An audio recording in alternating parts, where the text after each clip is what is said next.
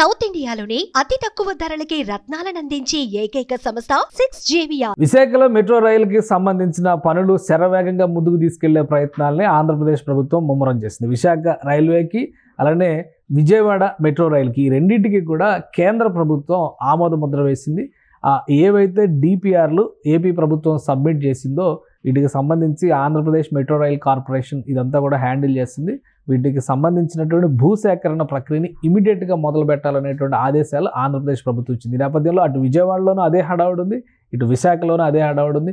విశాఖలో పెద్ద ప్రాజెక్ట్ అవుతున్నటువంటి నేపథ్యంలో అసలు ఎంత భూమిని సేకరించాల్సిన పరిస్థితి ఉంది, అలానే ఎంత ఖర్చు కాబోతుంది, పైగా 100% సెంట్రల్ గవర్నమెంట్ స్పాన్సర్డ్ ప్రాజెక్టు కింద ఈ రెండు రైల్వే లైన్ల నిర్మాణాలు అంటే మెట్రో రైల్స్ విజయవాడలో కానీ వైజాగ్లో కానీ ఏర్పాటు కాబోతున్నాయి. కాబట్టి వాటిని పరిశీలించి విషయాలు తెలుసుకునేటువంటి ప్రయత్నం చేద్దాం. విజయవాడలో దానికి సంబంధించి భూసేకరణ ప్రక్రియకి ఇంకా ప్రయత్నాలు జరుగుతున్నాయి, కానీ విశాఖలో ఒక అడుగు ముందుకు పడినట్టుగా సమాచారం వస్తుంది. కాబట్టి విశాఖలో ఉన్న తాజా పరిస్థితిని ఒకసారి మనం విశ్లేషిద్దాం. విశాఖ మెట్రో రైలుకి సంబంధించినటువంటి ఈ కారిడార్స్ మ్యాప్, ఇది 3 కారిడార్లు ఇక్కడ డెవలప్ చేస్తున్నారు. Red corridor 1, blue, green. అంటే విశాఖ రైల్వే లైన్ విజయవాడతో పోల్చినప్పుడు ఇది పెద్ద లైన్, అలానే దీర్ఘమైనటువంటి లైన్. ఇన్వెస్ట్మెంట్స్ పరంగా కూడా దాదాపు ఈ రెండు ప్రాజెక్టులకి కలిపి 22,000 కోట్ల పైన, అంటే 22 నుంచి 25,000 కోట్ల రూపాయలు అవుతాయనేటువంటి అంచనాలు వేశారు. ఇవి కారిడార్ 1లో వచ్చేటువంటి స్టేషన్ నంబర్స్ కూడా మనం చూస్తే నంబర్ ఆఫ్ స్టేషన్స్ కూడా విశాఖపట్నంలో ఎక్కువగా కనిపిస్తున్నాయి.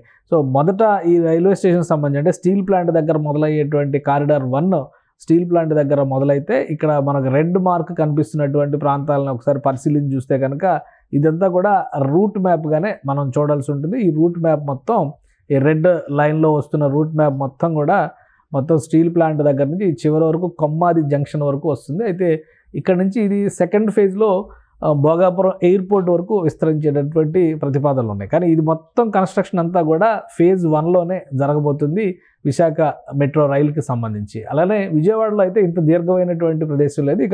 ఇక్కడ చూస్తే కనుక ఈ బ్లూ లైన్ రెండోది ఇక్కడ తాటిచెట్లపాలెం జంక్షన్ నుంచి చిన్న వాల్టేర్కి ఒక కారిడార్ ఉంటుంది. ఇది బ్లూ కలర్లో ఉన్నదంతా ఒక కారిడారు. అలానే గ్రీన్ కలర్లో ఉన్నది ఓల్డ్ పోస్ట్ ఆఫీస్ నుంచి ఇక్కడ గురుద్వారా దగ్గరికి మరొక జంక్షన్. అంటే ఇదొక పాయింట్. ఈ రెండు క్రాస్ అయ్యేటువంటి సందర్భం ఇక్కడ మాత్రం ఎదురవుతుంది. సో ఈ రెండు పాయింట్లు కూడా జంక్షన్లుగా ఉండేటువంటి అవకాశం ఉంది. సో ఎక్కువ శాతం దీనికి సంబంధించి మెట్రో రైల్ నిర్మాణం అంతా కూడా ఎలివేటెడ్ కారిడార్లోనే చేయబోతుంది ఏపీ ప్రభుత్వం. దానికి సంబంధించినటువంటి ప్రతిపాదననే డిపిఆర్ను కూడా సబ్మిట్ చేశారు. సో ఈ పనులు ప్రారంభించడానికి ఎంత సమయం పడుతుంది అనేటువంటి అంశాన్ని పక్కన పెడితే ముందు భూసేకరణ అనేది ఒక ప్రధానమైనటువంటి ఆటంకం అవుతుంది. కాబట్టి మన దేశంలో ఏ ప్రాజెక్టు విషయంలో చూసినా కానీ ప్రధానంగా భూసేకరణే అసలైనటువంటి ఇబ్బందికరమైనటువంటి పరిస్థితులను సృష్టించేటువంటి అంశం. కానీ విశాఖ మెట్రో రైలుకి సంబంధించి మాత్రం భూసేకరణ పెద్ద కష్టతరమైనటువంటి అంశం కాదు. అందుకనే విజయవాడ కంటే విశాఖ మెట్రో రైలే వేగంగా ముందుకు వెళ్ళేటువంటి అవకాశాలు కనిపిస్తున్నాయి. విశ్లేషణలు వాదనలు వినిపిస్తున్నాయి. ఒకసారి చూద్దాం భూసేకరణ విషయంలో ఏ ప్రాంతాలపైన ప్రభుత్వం దృష్టి పెట్టాల్సిన పరిస్థితి ఉంది అంటే, ఓవరాల్గా ఇక్కడ రాష్ట్ర ప్రభుత్వం ఇవ్వాల్సినటువంటి భూమి 47 ఎకరాలు కంప్లీట్గా ఇది ప్రభుత్వానికి సంబంధించినటువంటి భూమి. ఏపీ సర్కార్ ఆధీనంలో ఉన్నటువంటి భూమి 47 ఎకరాలు ఉంది.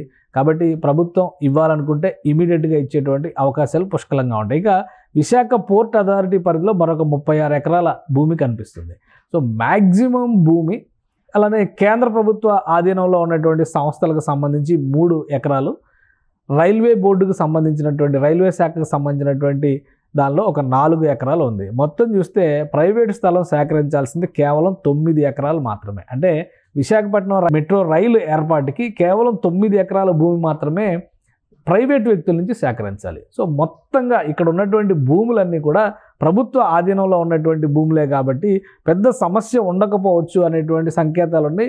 మేజర్గా ఈ ప్రాజెక్టు రూపకల్పన జరిగినటువంటి సందర్భాన్ని బట్టి చూసినా కానీ ఓవరాల్గా ఇక్కడ జరుగుతున్నటువంటి భూసేకరణ ప్రక్రియ అంతా కూడా మ్యాక్సిమము 46 కిలోమీటర్ల పరిధిలో నిర్మాణం జరుగుతుంది. 99.75 ఎకరాల భూమి అవసరమవుతుంది. అదే విజయవాడలో అయితే దాదాపు 91 ఎకరాల భూమి ఎక్కువ శాతం ప్రైవేట్ వ్యక్తుల నుంచి సేకరించాల్సిన పరిస్థితి ఉంది. కానీ ఇక్కడికి వచ్చేసరికి ప్రైవేటు వ్యక్తుల నుంచి కేవలం 9 ఎకరాల భూమి మాత్రమే సేకరించాలి. కాబట్టి ప్రభుత్వానికి పెద్ద ఇబ్బందికరమైనటువంటి పరిస్థితులు ఉండకపోవచ్చు అనేటువంటి సంకేతాలు ఎక్కువగా ఉన్నాయి. ఇక్కడ చూస్తే కనుక ఈ కొమ్మాది జంక్షన్ వరకు వెళ్ళేటువంటి రైలు మార్గం ఈ రూట్ మ్యాప్స్ క్లియర్గా కనిపిస్తున్నటువంటి రూట్ మ్యాప్స్ ప్రకారం చూస్తే ఎక్కడైతే కోర్ సిటీ ఏరియా డెవలప్ అయి ఉందో ఆ ప్రాంతంలోనే ఎక్కువ శాతం మెట్రో రైలు నిర్మాణం జరుగుతుంది. కాబట్టి శరవేగంగా ఈ నిర్మాణ ప్రక్రియని ముందుకు తీసుకెళ్లాల్సిందే అనేటువంటి సంకేతాలు ఉన్నాయి. అలానే దీంతోపాటు మరొక ముఖ్యమైనటువంటి విషయం నిధులకి సంబంధించినటువంటి అంశం. ఎందుకంటే నిర్మాణంలో భాగస్వామ్యం అవుతున్నటువంటి సందర్భంలో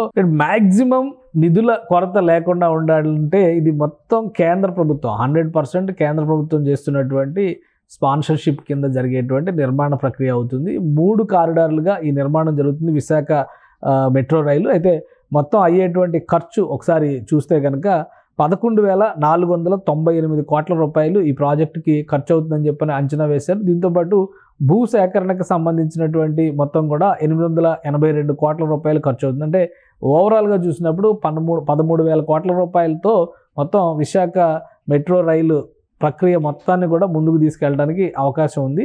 అలానే భూసేకరణలో పెద్దగా సమస్యలు వచ్చేటువంటి అవకాశాలు చాలా తక్కువ ఉన్నాయి.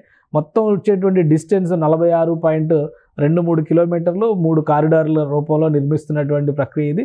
భోగాపురం ఎయిర్పోర్ట్ వరకు కనుక ఈ నిర్మాణం జరిగితే కూడా పెద్దగా ఖర్చు అయ్యేటువంటి అవకాశం లేదు. అంటే నిర్మాణానికి సంబంధించి 4 ఏళ్ల సమయాన్ని నిర్దేశించుకుంది రాష్ట్ర ప్రభుత్వం. 4 ఏళ్లలో ఇది పూర్తయితే కనుక ఒక కారిడార్ అయినా కానీ ప్రారంభించడానికి కావాల్సినటువంటి ప్రణాళికలను సిద్ధం చేసుకోవాలని అధికారులకి ఇప్పటికే సంకేతాలు ఇచ్చింది. కాబట్టి భూసేకరణలో పెద్దగా సమస్య లేదు. నిధుల విషయంలో కేంద్ర ప్రభుత్వం 100% సపోర్ట్ చేస్తుంది.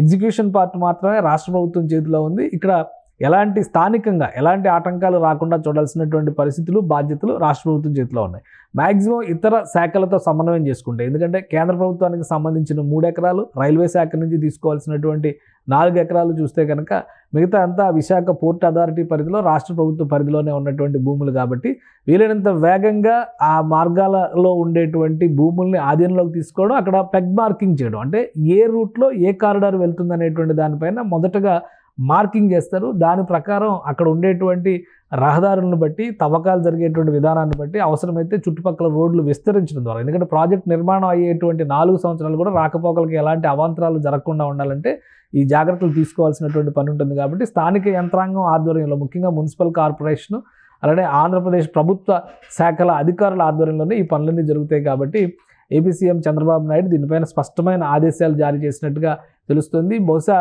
మార్చి నెలలో వీటికి సంబంధించినటువంటి భూమి పూజలు, శంకుస్థాపనలు చేసేటువంటి అవకాశం ఎక్కువగా ఉంది. విశాఖలో ఎటువంటి ఇబ్బందులు లేకుండా వీలైనంత వేగంగా ముందుకు వెళ్ళడానికి ఇప్పుడు రాష్ట్ర ప్రభుత్వ అధికారులు అలానే మున్సిపల్ యంత్రాంగం కూడా కసరత్తు చేస్తుంది. మొత్తం 46 కిలోమీటర్ల మార్గాన్ని కూడా మార్కింగ్ చేయడం ద్వారా అక్కడ నిర్మాణ ప్రక్రియకి, ఎందుకంటే మొత్తం నిర్మాణం ఒకే కంపెనీ చేసేటువంటి అవకాశం లేదు. ఎక్కడికక్కడ కాంపిటేటివ్ బిడ్డింగ్ ద్వారా ప్యాకేజీల రూపంలో డిస్టెన్స్ ప్యాకేజ్, అంటే డిస్టెన్స్ని బట్టి 10 కిలోమీటర్ల ఒకరికి, 10 కిలోమీటర్ల ఒకరికి ఇట్లా సంస్థలను కేటాయించడం ద్వారా, అలానే స్టేషన్ల నిర్మాణం బాధ్యతలు మరొకరికి ఇట్లా ఇచ్చేటువంటి అవకాశం ఉంటుంది. సో ప్యాకేజ్డ్ ఫార్మాట్లో వర్క్ అలాట్మెంట్ ఏ విధంగా జరగాలనే దాని మీద ఒకవైపు నుంచి అడ్మినిస్ట్రేటివ్ ప్రాసెస్లో కసరత్తు జరుగుతుంది. మరోవైపు భూసేకరణ రూట్ మ్యాప్, అంటే ఆ మార్గాన్ని మ్యాపింగ్ చేసేటువంటి బాధ్యతలు అధికార యంత్రాంగానికి అప్పగించారు. సో విశాఖ మెట్రో రైలుకి సంబంధించి అతి త్వరలోనే ఒక శుభవార్త వినేటువంటి అవకాశాలు స్పష్టంగా కనిపిస్తున్నాయి. ఇక విజయవాడ మెట్రో రైలుకి సంబంధించి భూసేకరణ అంశంపైనే అధికారులు కసరత్తు చేస్తున్నారు. ఎందుకంటే అక్కడ 91 ఎకరాల భూమిని సేకరించాల్సినటువంటి అవసరం ఉంది. ఈ 91 ఎకరాల భూమిలో కూడా ప్రైవేట్ ల్యాండ్స్ ఎక్కువగా ఉన్న నేపథ్యంలో ఎవరైతే ఓనర్లు ఉన్నారో ఆ భూ యజమానులతో సంప్రదింపులు జరపాల్సినటువంటి పరిస్థితి ఉంది. అది భూ సేకరణ పద్ధతిలోనా, భూ సమీకరణ పద్ధతిలోనా, ఏ విధంగా జరుగుతుంది అనేది దాని మీద ఇంకా స్పష్టత రావడానికి కొంత సమయం పట్టొచ్చు. కానీ విశాఖలో మాత్రం వీలైనంత వేగంగా పనులు ప్రారంభించడానికి రాష్ట్ర ప్రభుత్వం కసరత్తు చేస్తోంది. సుమన్ టీవీలో మీ పర్సనల్ అండ్ బిజినెస్ ప్రమోషన్స్ కోసం కింది నెంబర్కి కాంటాక్ట్ చేయండి.